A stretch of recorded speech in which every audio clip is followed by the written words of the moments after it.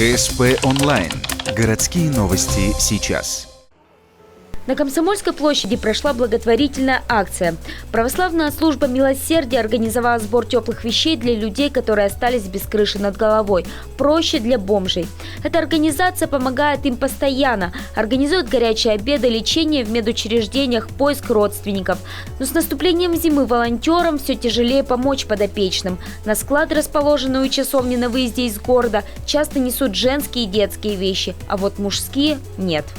И сегодня мы решили выйти на Комсомольскую площадь, потому что у нас большая проблема с мужскими вещами. Наступили холода, бездомные раздеты, и, в общем-то, вещей у нас нет, потому что мужские вещи всегда нужны.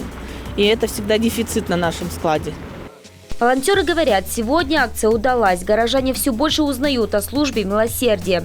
Совсем скоро эти вещи получат новые хозяева. Возможно, кого-то из них чьи-то ненужные перчатки или шапка спасут от обморожения. Если у вас в доме тоже есть ненужные вещи, приносите их на склад у часовни с понедельника по пятницу с 9 до 17 часов. Телефон для справок на ваших экранах.